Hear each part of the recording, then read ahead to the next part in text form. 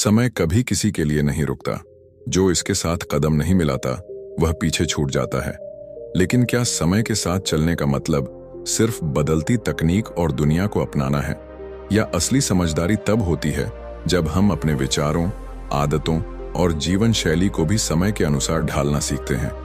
इस वीडियो में हम जानेंगे कि कैसे समय के प्रवाह के साथ तालमेल बिठाकर हम अपनी जिंदगी को बेहतर बना सकते हैं।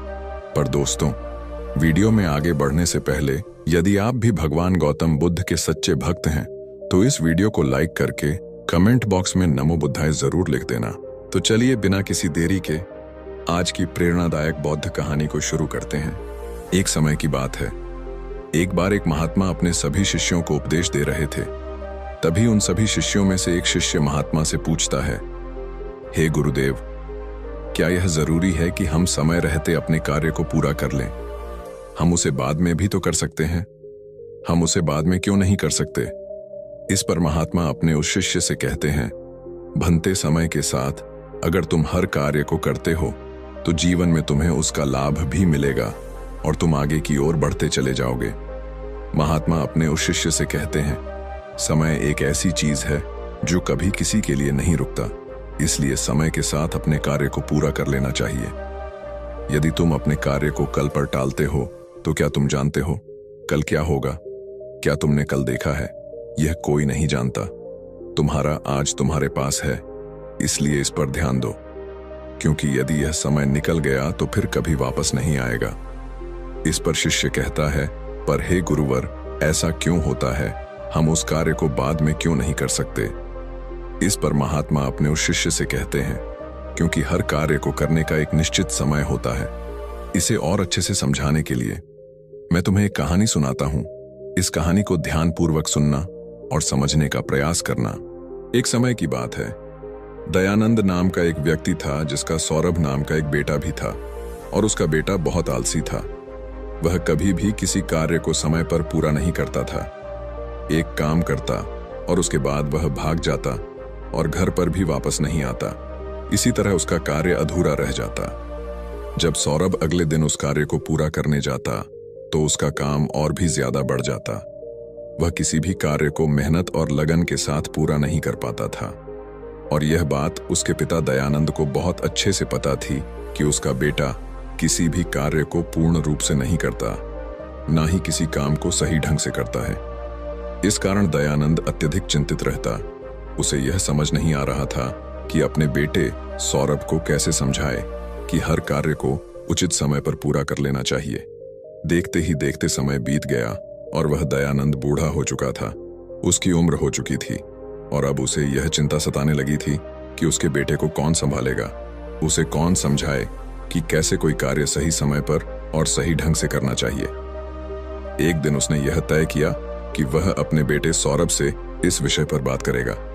उसी दिन शाम को खाने के वक्त दयानंद अपने बेटे सौरभ को अपने पास बुलाता है और उसे समझाते हुए कहता है, बेटा, तुम जानते हो हम सब किसान हैं और किसानी करके ही हमारा पेट भरता है और हमारा जीवन भी इसी से चल रहा है।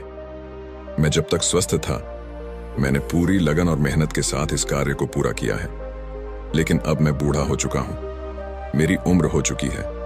अब मैं तुम्हारा साथ नहीं दे सकता और न जाने कब मेरा अंतिम समय भी आ जाए। फिर मेरे बाद इस काम को कौन देखेगा? कौन तुम्हारे परिवार को खिलाएगा? कौन उसका ध्यान रखेगा? इसलिए मैं चाहता हूं कि तुम अभी से अपनी जिम्मेदारियां समझ लो और मेरा सारा कारोबार आज से तुम संभाल लो। दयानंद के मुख से यह सारी बातें सुनकर उनका बेटा सौरभ थोड़ा भावुक हो जाता है।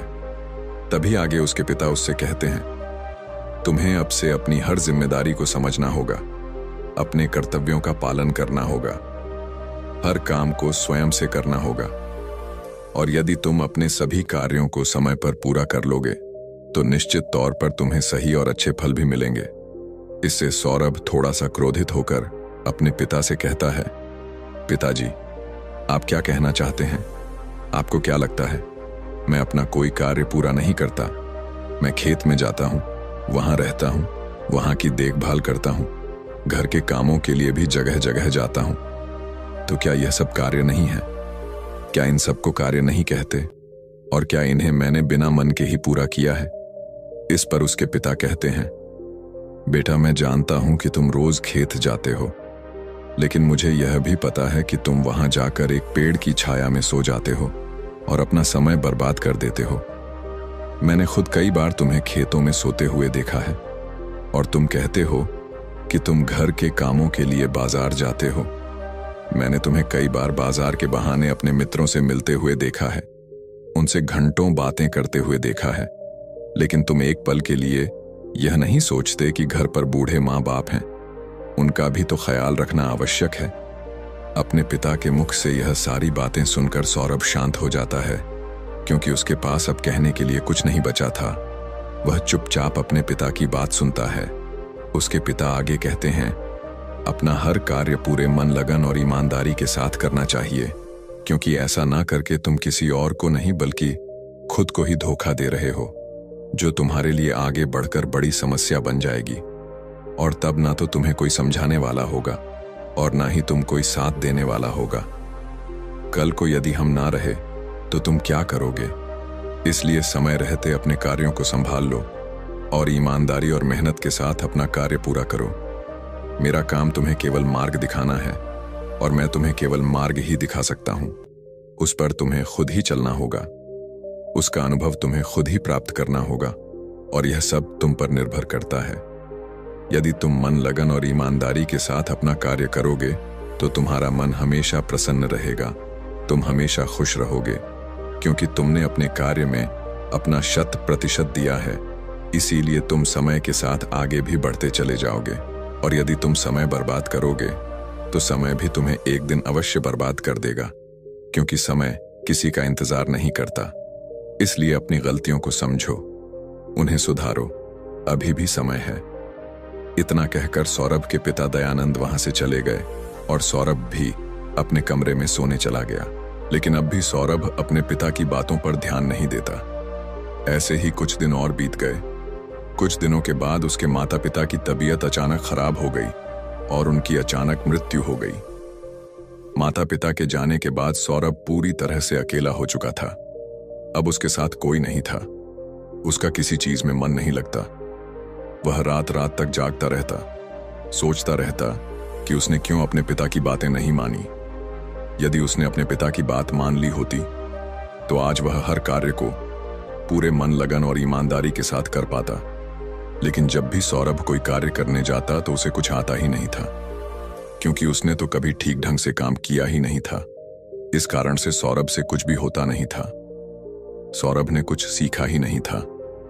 देखते ही देखते ऐसे ही समय बीत रहा था और सौरभ जिन दोस्तों के साथ घूमा करता, बातें किया करता, वह भी अब धीरे धीरे कामों पर जाने लगे थे और किसी के पास एक दूसरे के लिए इतना समय भी नहीं था कि वह एक दूसरे के साथ बैठकर बातें कर सके। समय बीतता गया। अब जब वह एक साथ मिलकर बातें करते तो वे सभी केवल अपने कामों की ही बात किया करते थे।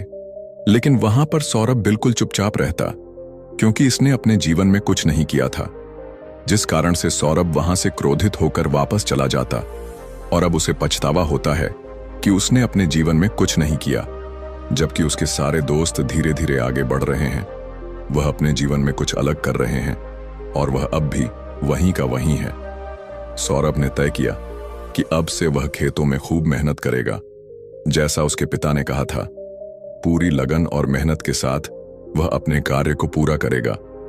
अगले दिन से सौरभ ने खेतों में जाना शुरू किया और अपने कार्य को करने का प्रयास किया, लेकिन उसने तो पहले कभी किसी कार्य को किया ही नहीं था, जिस कारण उसे यह समझ नहीं आ रहा था कि वह क्या करें, कैसे करें। जिस कारण निराश होकर सौरभ वापस घर लौट आता है और रात के बाद वह अपने मित्रों के बारे में सोचता है कि सब कुछ न कुछ काम कर रहे हैं, कुछ अलग कर रहे हैं, वे सब आगे बढ़ रहे हैं और मैं अकेला हूं। मेरा साथ देने वाला कोई नहीं है। मैं अपने जीवन में कुछ नहीं कर पाया। यदि मैंने अपने पिता की बात मान ली होती तो आज मैं भी अपने जीवन में कुछ कर रहा होता। यह सोचकर वह अपने पिता को याद करने लगा और फूट फूट कर रोने लगा। सौरभ ने अपने पिता की एक भी बातों पर अमल नहीं किया था और यही वजह थी कि आज वह बहुत चिंतित था, बहुत परेशान था और उसका साथ देने वाला भी कोई नहीं था। सौरभ रात रात भर यूं ही सोचा करता, परेशान रहता चिंतित रहता, और जब सुबह होती तो वह खेतों में जाकर मेहनत करने का प्रयास करता। लेकिन सौरभ को कुछ समझ ही नहीं आ रहा था। एक दिन वह अपने घर पर बैठकर इसी चिंता में डूबा हुआ था। तभी उसे ख्याल आया कि इतना सोचने और परेशान होने से कुछ नहीं होगा। अभी भी इतनी देर नहीं हुई है, मैं जरूर कुछ कर सकता हूं। मुझे अपने पिता की बातों का पालन करना होगा। मैं जो गलती कर चुका हूं उसे मुझे सुधारना होगा, आगे बढ़ना होगा। उस दिन सौरभ यह तय करता है कि यदि मैंने अब तक कुछ नहीं किया, लेकिन अब मैं अवश्य कर सकता हूं। मैंने अब तक किसी की नहीं सुनी, लेकिन अब मैं दूसरों की बात जरूर सुनूंगा और खूब मन लगाकर मेहनत करूंगा।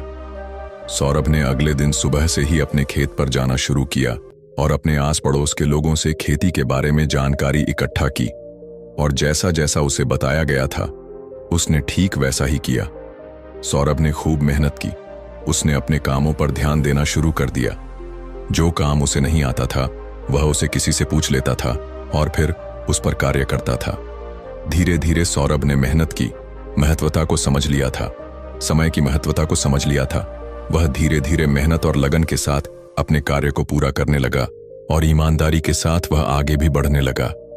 इतना कहकर उन महात्मा ने कहानी को यहीं पर समाप्त कर दिया और आगे अपने उस शिष्य से कहते हैं, भंते, यदि सौरभ ने सही समय रहते ही अपने पिता की बात मान ली होती तो वह पहले ही अपने जीवन में आगे बढ़ चुका होता। उसके लिए तरह तरह के दरवाजे खुल चुके होते। लेकिन जब वह पूरी तरह से टूट गया, हार गया, तब उसे अपने पिता की याद आने पर पछतावा हुआ। तब उसे यह एहसास हुआ कि उसने गलती की है और उसे उस गलती को सुधारना चाहिए। यदि सौरभ ने समय रहते ही जिम्मेदारियों को समझ लिया होता और ईमानदारी से अपना कार्य किया होता तो उसके लिए भी सब कुछ आसान होता और वह भी अपने जीवन में बहुत आगे बढ़ चुका होता। उन महात्मा के मुख से यह कहानी सुनकर उस शिष्य को सारी बातें अच्छी तरह समझ में आ चुकी थी। वह शिष्य कहता है, हे गुरुवर, आप सही कहते हैं। जीवन में हर चीज का एक सही समय होता है। हमें समय के अनुसार सब कार्य पूर्ण कर लेने चाहिए, अन्यथा अंत में केवल दुख और पछतावा ही बचता है। आगे वह महात्मा अपने उस शिष्य से कहते हैं, हमेशा ध्यान रखना, व्यक्ति को सदैव अपने काम को जिम्मेदारी से पूरा करना चाहिए। अपने कार्य के प्रति ईमानदार होना चाहिए, तभी वह जीवन में आगे बढ़ सकता है। इतना कहकर महात्मा मौन हो गए और अपने गहन ध्यान में चले गए और वह शिष्य भी अपने गुरु को प्रणाम करके वापस बैठ गया।